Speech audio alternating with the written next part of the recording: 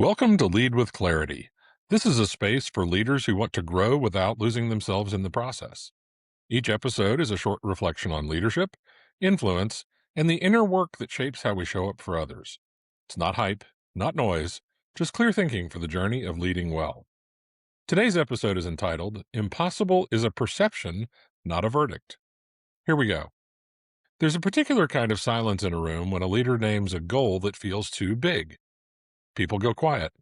Not because they disagree, but because something in them has already decided that thing cannot be done. I've sat in those rooms many times. As an executive and as a coach, I've learned that the silence is not a sign of weakness on the team. It's a sign that the work of leadership has not started yet. Nelson Mandela gave us a sentence that I think about. He said, "It always seems impossible until it's done." Think about that. He didn't say the impossible becomes possible. He said it seems impossible. The man spent 27 years in prison and walked out to lead a nation through a transition most of the world assumed would end in blood.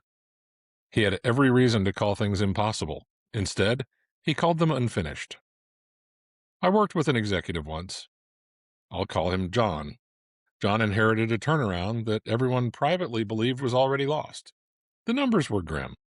The best people were updating their resumes. In our first session, he told me the goal was impossible. I asked him a simple question. I asked him what, specifically, was impossible. He started to answer and then he stopped.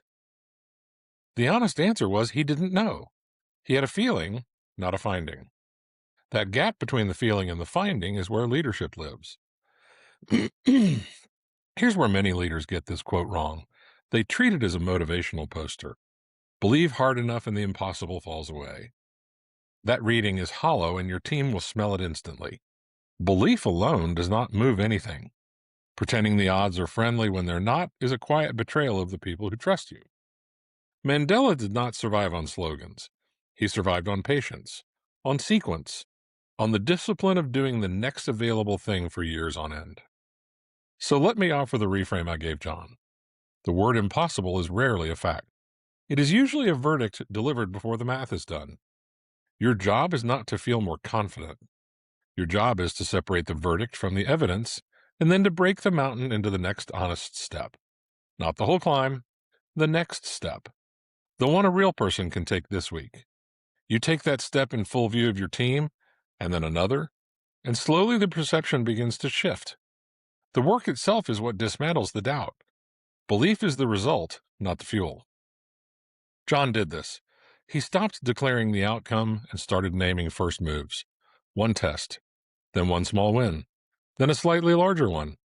18 months later, the turnaround was not just alive, it was the story the company told about itself. Notice that the people who move hard things are rarely the most certain people in the room. They are the most willing to act before certainty arrives. Certainty is what you earn on the far side of the work, not what you are handed at the start. The leader's discipline is to keep moving through the long middle, where the proof is not yet landed and the doubt is loudest. So carry this with you. Impossible is a perception, and perception is the one thing a leader can actually move. Name the first step instead of the whole climb. Measure progress in evidence, not in mood. Protect the people doing the hard work from the noise of doubt. And remember that the done thing always looks obvious in hindsight, which means your real task is to act with conviction while it still looks impossible. Mandela was right. It only seems impossible until the moment it is done, and someone has to be willing to begin.